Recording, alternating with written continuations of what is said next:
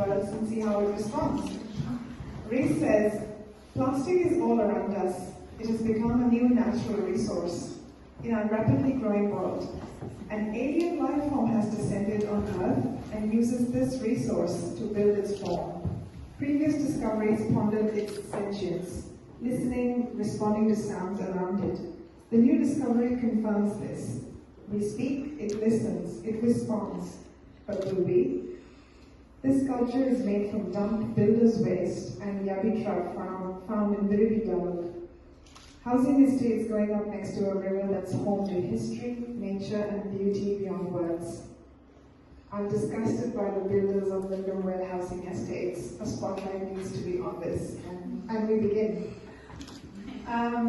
So, on one end there is a housing crisis that we can't seem to shake off. And then on the other end we have an urban development that has swallowed critically endangered grasslands and polluted waterways, especially in the West. I really like how you position an alien life form that uses plastic to create its form and perhaps poses questions that we people need to respond to. But I'm curious about how breakout was conceptualized for you. Thank you. So I guess through my process,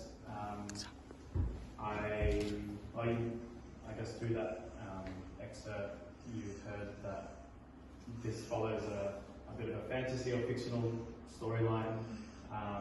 There's an alien life form that has come down in the form of like glowing spores. And then these sculptures are being discovered. So my process revolves around heading into nature to find plastic and then I guess respond to that.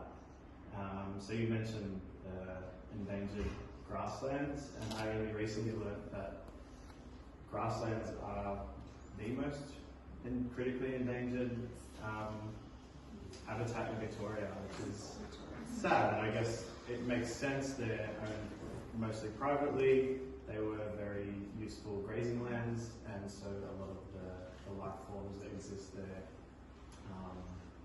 perish because they can't deal with that much grazing, I guess. And so I'm just going to check this. Yeah. So and then I guess these grazing lands are now being sold off for development. So this happened. Obviously, we know this in Wyndham. It's happening quite a lot and very rapidly. We have a housing crisis, as you mentioned. I did look up some stats that were interesting to me because I wanted to know what this really is that there's 30,000 people-ish needing homes in Victoria, but there's also, there's 97,000 empty properties. Yes.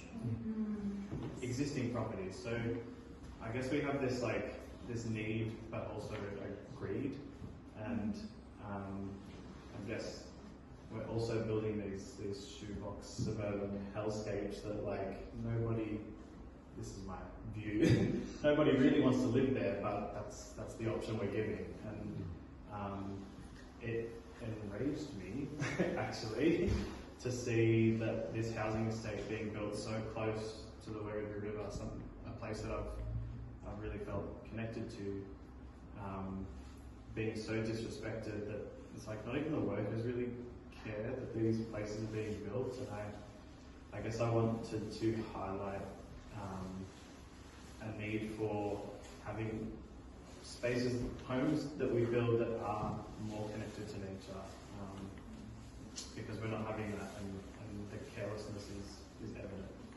Yeah, and so actually it informed a bit of the, normally I would say colours are quite vibrant and the structure is a little more elegant in my sculptures, and this, I think the reds and the very aggressive structures kind of subconsciously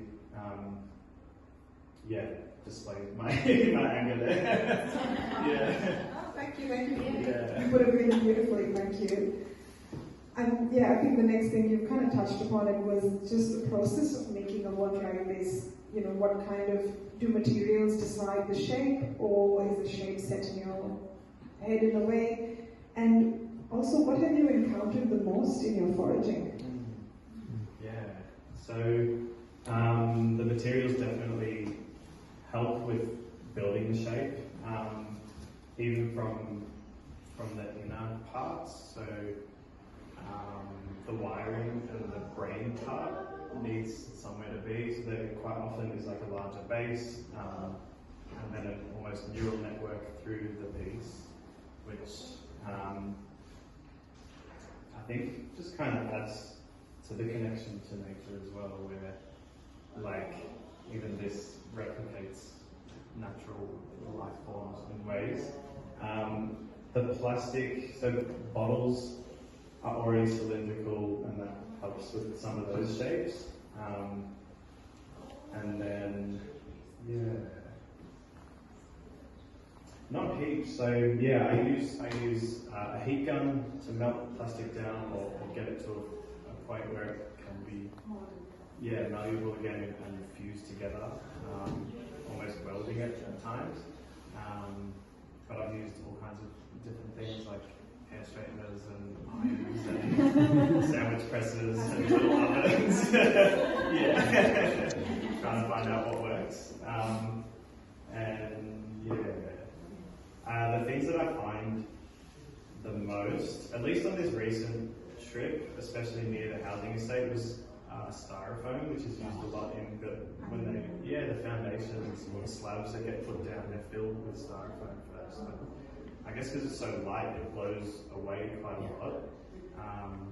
And then packing plastic, particularly in this area, that I imagine would have been around pallets or things like that.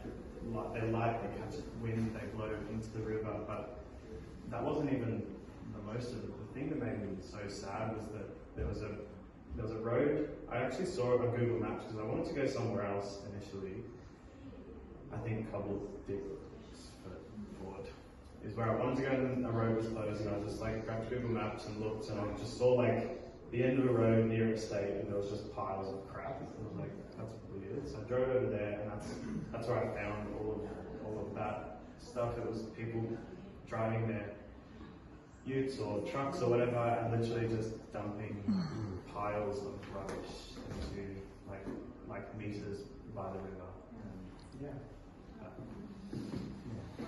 Thank you for sharing that, Rhys. And yeah, we might want to share those with Fatima. I think she's quite around in the area doing similar work. But yeah, thank you, and big round of